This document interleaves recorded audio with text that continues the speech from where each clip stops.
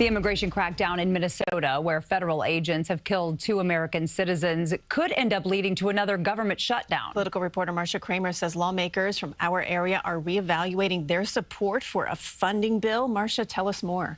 Okay, Jay and Jess, call it a ripple effect. The crackdown in Minnesota has New York lawmakers jumping through hoops to distance themselves from ICE.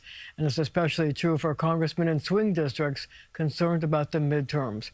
Republican Mike Lawler is calling for a bipartisan solution to immigration enforcement and reform.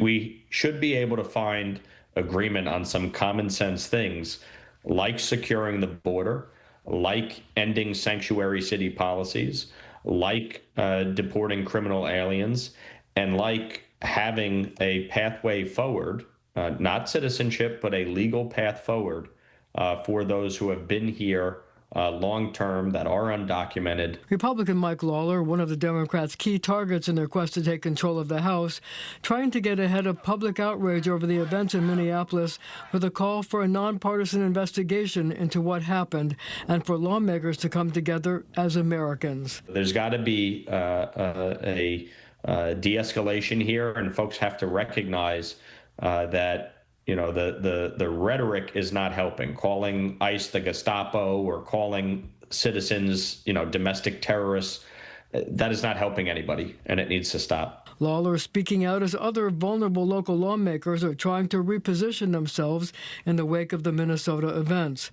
Long Island Congress members Tom Suozzi and Laura Gillen among 7 Democrats who broke from their party to help pass a Homeland Security bill last week who are trying to deal with the backlash.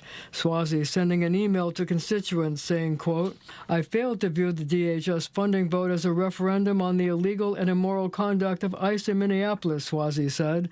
"I hear the anger from my constituents, and I take responsibility for that." Meanwhile, Senate Minority Leader Chuck Schumer says Senate Democrats will not vote for funding bills to keep the government open if they include money for the Department of Homeland Security.